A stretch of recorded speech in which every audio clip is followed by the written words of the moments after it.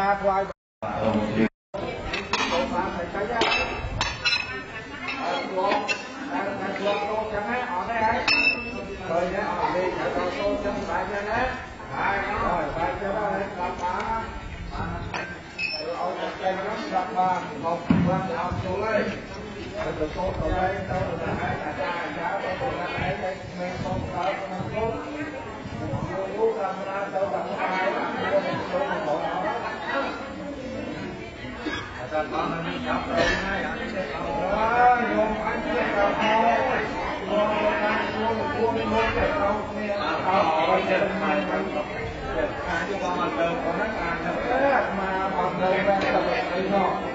មួយដែលប្រជាជននៅក្នុងពិភពលោកត្រូវតែគោរពត្រូវតែនាំគ្នាធ្វើបាទថាជាបុណ្យដ៏សំខាន់នៅក្នុងពុទ្ធសាសនាហើយប្រជាជននៅពិភពលោកព្រះពុទ្ធបានត្រាស់ដឹងដើម្បីសេចក្តីសុខសេចក្តីចម្រើនដល់សត្វលោកទាំងពួងហើយការត្រាស់ដឹងរបស់ព្រះសម្មាសម្ពុទ្ធគឺនាំមកនូវសេចក្តីសុខដល់សត្វសត្វហើយដូច្នេះហើយក្នុងនាមអ្នកការព្រះពុទ្ធសាសនាឲ្យតែដល់ថ្ងៃពេញបូរមីខែពិសាខជារៀងរាល់ឆ្នាំគឺតែងតែនឹកដល់ការប្រពើលើពិធីបុណ្យដើម្បីដឹងនៅគុណឧបការៈគុណដ៏ធំធេងរបស់ព្រះសម្មាសម្ពុទ្ធដែលព្រះអង្គទ្រង់ត្រាស់ដឹងឡើងហើយបានប្រោសសត្វលោកឲ្យបានឆ្លងផុតនៅវាលវដ្តសង្សារការប្រតិបត្តិសមាគមក្នុងបន្ទូលហើយបងយើងយ៉ាងជាអគ្គលេខាធិការគណៈកម្មការប្រតិបត្តិសមាគមក្នុងបន្ទូលបាននាំមកនៅក្រុមគ្រួសារបងប្អូនទាំងអស់មកការប្រតិគុណដល់កម្ពុជាបានមកដល់ហើយសូមអរគុណបាទហើយអរគុណច្រើនហើយសូមមកជាជំនាញទីខុសគឺបញ្ញវន្តដែលបាននិមន្តមកកាន់ទីកន្លែងសុខវេទិកានេះពីព្រោះថាខ្ញុំប្រកាសថាអត់ទៅជំនាញខាងការនៃគ្រូនេះហើយការនិយាយជា20បែបនេះចឹងមកបានលបងមកដល់មានភាពកក់ក្ដៅបើនិយាយខុសជួយក្តីចិត្តមកណាហើយឥឡូវនេះគណៈកំពុងនិយាយអំពី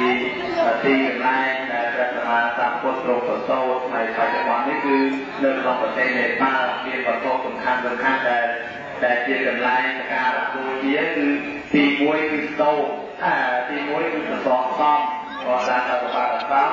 ទី2គឺព្រះនោអរតតាពុទ្ធមេដាដែលមានរូបសំណាក់ពុទ្ធមេដាក្នុងប្រសូតនៃព្រះចក្រហ្នឹង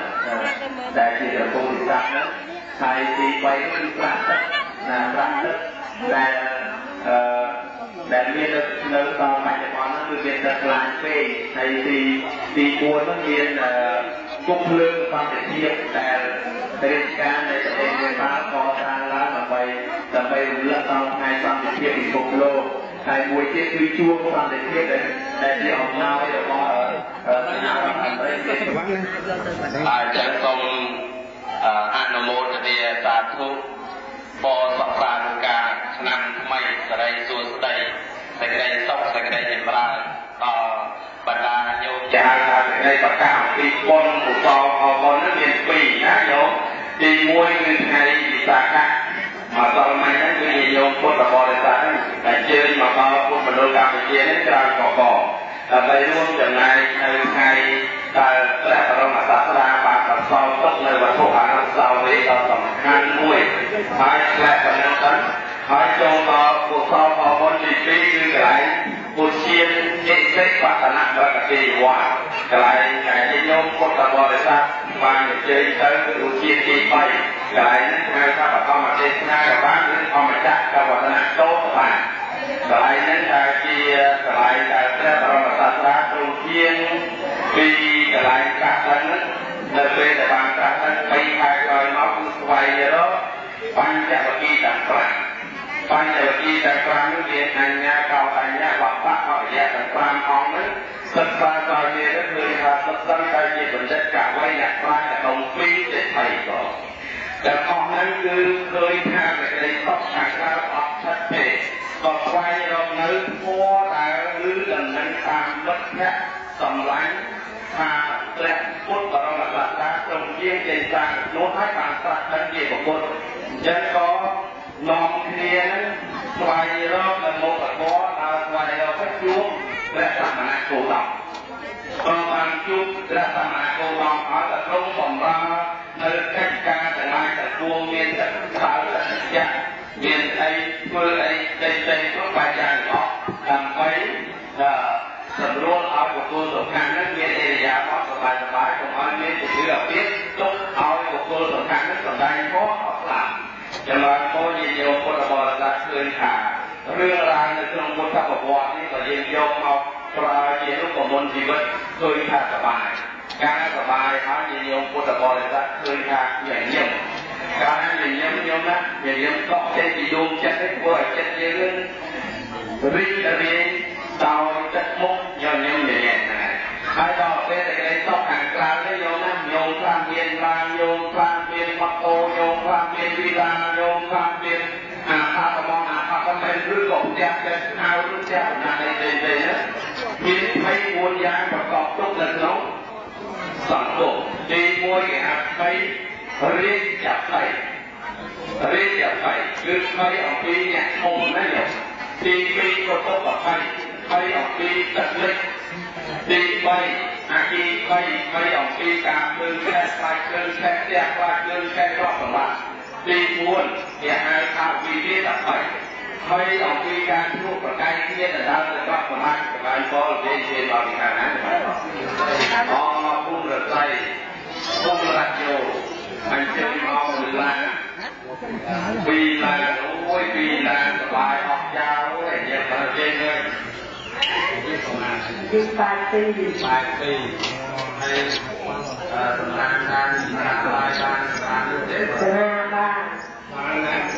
โอ้ยจากตัวว่าเด็กก็การปีศาจปานสำราญลูกเดี๋ยวมุกฟูบ่าวนายูอะไรแบบอันนี้คือกำลังมวยเราต้องvô ấy người biết mau vậy người biết mau vậy người biết mau vậy ก็ในปอกประโยชน์หรือปอกประชิวนั่นนะจะมาก็โยมบาลิกาจะมาก็มกเป็นคนไหนสองจุนนะก็เจนเมาหมวยเมียพวกมาใส่จะมาก็โยมในสกดาตึ้งเคยเห็นของเมาเป็นตึ้งมาต่อพวกมันโดนกรรมที่เมียนในกรรมที่เรียกบอกยาวเลยทุกคนมันโดนล้อแล้วนะโยมแต่เด็กๆก็ไปเลยอยู่บ้านจะไว้นะจะมาก็เคยเห็นรู้นะจะมาก็อายุเยอะกว่าตอนเย็นมาปีโอ้ยขนาดนั้นเลือกตีมวยพักโดยจัดเลือกตีชี้จะใช้เมาตกสลายคือเยี่ยมเลยคนจะจ้างมีมวยเล่นมีมวยเจ้าขันน้องนะคนจะจ้างมีมวยมาปีมวยมีโยให้ไหมต่อคนจ้างไปก็เนี่ยนะต้องกลับวันกุมต่อยหลวงพ่อหลวงพ่อกายวิจารณ์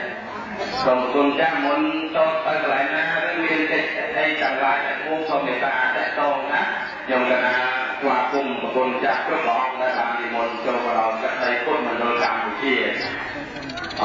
คนจ้างจงมนต์